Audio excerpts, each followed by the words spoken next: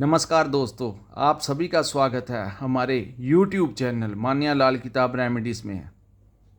दोस्तों, आज का टॉपिक है दक्षिण मुखी घर, साउथ फेस हाउस।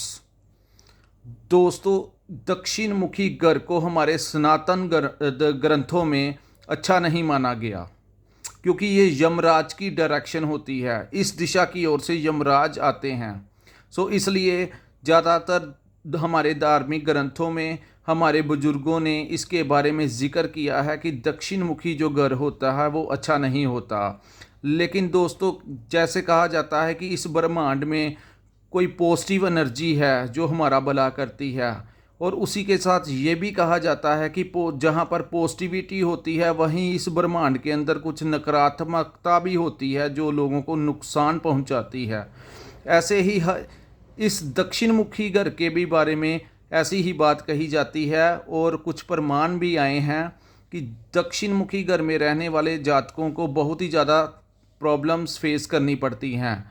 लेकिन इसके साथ एक प्लस पॉइंट भी है दोस्तों, इन लोगों को के पास चाहे पैसा ज़्यादा हो चाहे ना हो, इन लोगों के पास चाहे घर में जितनी मर्जी मेंटल डिस्टर्बेंस क्रिएट हो, लेकिन सूर्य भगवान की किरणें यहाँ पर पड़ती हैं तो इस घर में जन्मे जो जातक होते हैं उन लोगों के का समाज में अच्छा यश मिलता है। उन लोगों को उनकी एक पहचान बनी होती है समाज में, उनकी एक इज्जत बनी होती है समाज में।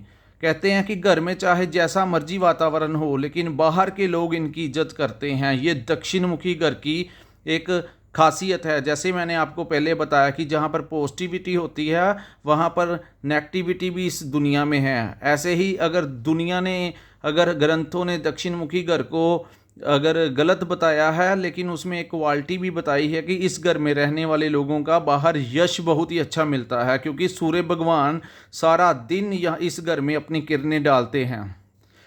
आज दोस्तों, इन लोग दक्षिण मुखी घर के जो नेगेटिव प्रभाव हैं उनके बारे में बताता हूँ।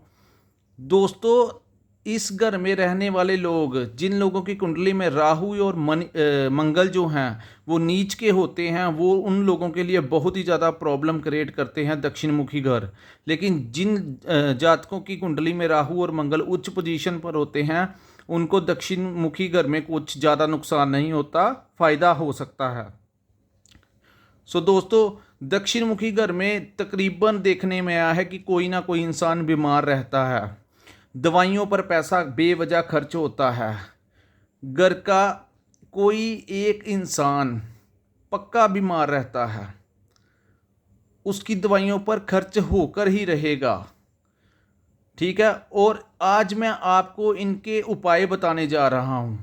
दोस्तों, जिन लोगों का दक्षिण मुखी घर है और उनको बहुत ही ज़्यादा परेशानियों का सामना करना पड़ रहा है, दवाइयों पर खर्च हो रहा है, बीमारी पर खर्च हो रहा है, उन लोगों को क्या करना चाहिए? घर का जो मुख्य द्वार है उसके दहलीज के नीचे चांदी गड़वा दीजिए। चांदी की एक तार लीजिए, वो गड़वा दीजिए, ताकि राहु का दुष्प्रभाव जो है उस घर पर ना पड़ सके। दूसरा दोस्तों, एक लाल रंग का जो 0 वाट का बल्ब आता है वो दक्षिण मुख दिशा की ओर पक्का ही लटका दीजिए, और 24 घंटे वो जलता रहे।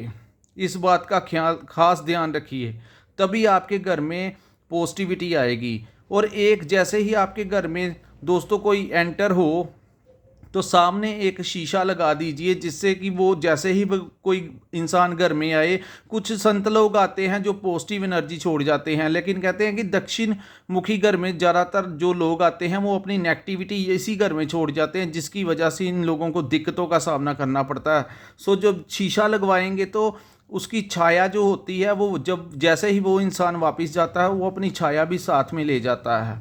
तो इससे ये बहुत ही बड़ा उपाय है, करके देखिए। और इसके बाद पंचमुखी हनुमान जी की तस्वीर जो है वो लगाइए। कहते हैं पंचमुखी हनुमान जी का पहरा होगा तो बहुत ही ज़्यादा फ़ायदा देंगे, मतलब कि आपको नुकसान से ज़्यादा नुकसान से बचा लेंगे हनुमान जी। और इसके बाद आम के पत्ते वो मोली में लपेट कर घर के मुख्य द्वार पर लोग किसी मुहूर्त में, शुभ मुहूर्त में जैसे लटकाते हैं वैसे आप पक्का ही लटका दीजिए, ताकि आपके घर में नेगेटिविटी एंट्रेंस ना हो। दोस्तों, ये कुछ ऐसे टिप्स थे जिन लोगों को दक्षिण मुखी घर में रहने में बहुत ही ज़्यादा प्रॉब्लम का सामना करना पड़ता है, उनको ये काम करके देखें।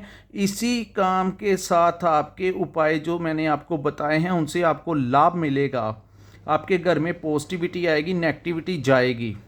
एक छोटा सा उपाय एंड में और बता देता हूँ कि अपने घर के बाथरूम में काला नमक जो आता है, सेंधा नमक आता है, उसको शीशे की कटोरी में डालकर रख लीजिए और 15 दिनों बाद फिर बदल लीजिए। बाहर फेंक आइए, घर में आकर फिर से शीशे की कटोरी में ही उसको रखना है दोस्तों, स्टील की कटोरी में मत रखना। सो दोस्तों, ऐसे ही अगर आप चाहते हैं कि हम आपके लिए कुछ ना कुछ नया लेकर आएँ तो हमारी वीडियो को लाइक और सब्सक्राइब जरूर कीजिए।